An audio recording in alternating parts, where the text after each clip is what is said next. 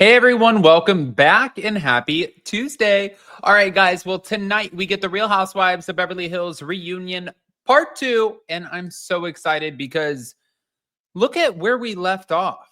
This video is a Garcelle centered, focused video, and the fact that we left off Beverly Hills part 1 of the reunion with Garcelle absolutely livid with the cast. We know she ends up walking away without taking the all cast photo.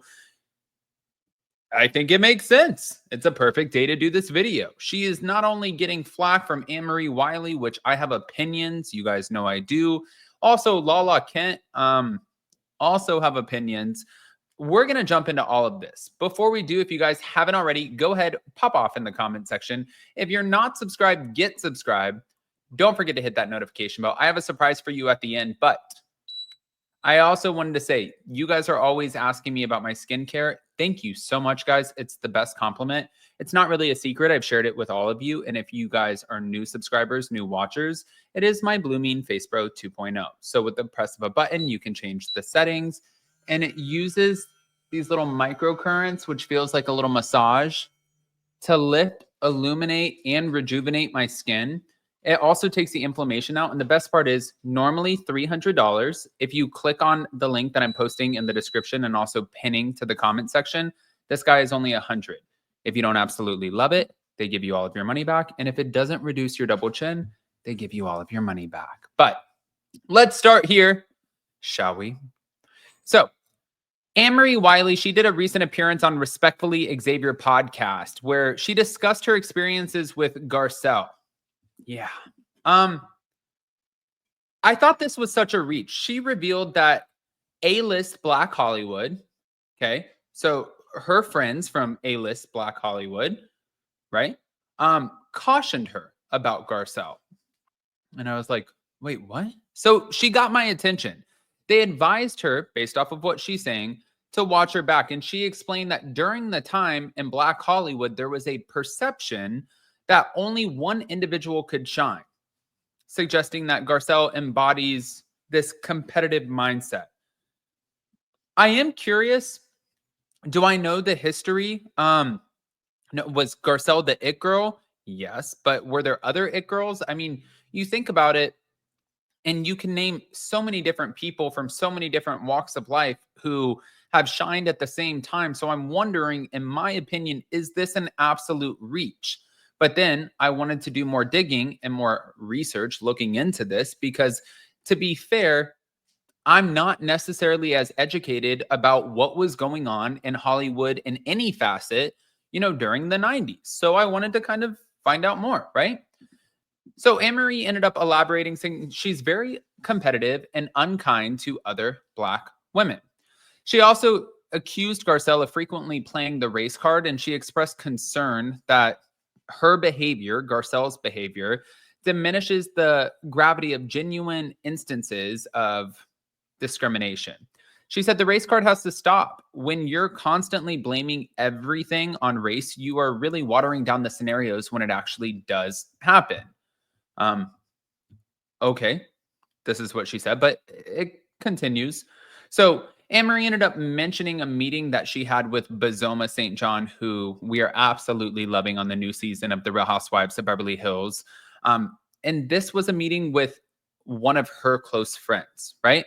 It was 2 months before her departure from The Real Housewives of Beverly Hills. And she speculated that that interaction might have been an attempt to gather information to benefit Bozoma and helping her integrate into the show. She said, funny how she was probably interviewing me with all of those very specific questions so that she could feed that information to her best friend. Now, what this is giving me is, I don't really know if you support anyone. So we don't support Bozoma because you think she's a snake and she's trying to get information. We don't support Garcelle because you think that she is constantly playing this card. You don't support Garcelle because Garcelle was A-list Hollywood and there can only be one person who shined. Okay. She said, I think for the first time Garcelle was put on blast. And, it is what it is. All right. I mean,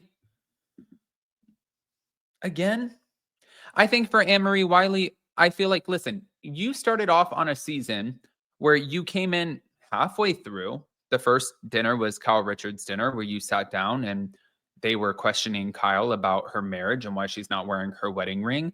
And then your whole storyline was this esophagus storyline. Then you have your husband who's under a lot of scrutiny. People are bringing up things from the college days. You guys can look that up. I'm not going to sit here and go down that rabbit hole with you. But then on top of that, some of the things that he said on his own platforms that don't align with a lot of the viewership of Bravo. Your storyline was about an esophagus. Your storyline was presenting yourself in a different light than you actually were as far as like your title in the medical field. This comes off like, man, I wasn't interesting enough. I didn't get to come back. And I think it was Garcelle's fault. I don't like it. But it's not the only person who went after Garcelle. So Lala Kent recently shared her thoughts on Garcelle's exit on her own podcast. Where, I mean, technically, she suggested that Garcelle's decision to leave was influenced by the challenges that she faced during the reunion, where she felt targeted. Her exact words were, I think for the first time, Garcelle was blasted out. She could not handle the heat in the kitchen, so she got the out. But Lala ended up referencing an incident that was highlighted by Erica Jane, which, God, here's another one, on Watch What Happens Live. And she noted that Garcelle left the reunion early and opted out of the cast photo. Yep, that happened. But she interpreted this as a sign of, well, this departure that was sort of impending, if you will. Erica says on Watch What Happens Live that Garcelle, at the very end of the reunion, decides to abort mission and doesn't get a picture with the cast. Yeah, we saw that, which is funny because Andy Cohen asked them at the very beginning, what is your intention for this, you know, like this day, for this reunion?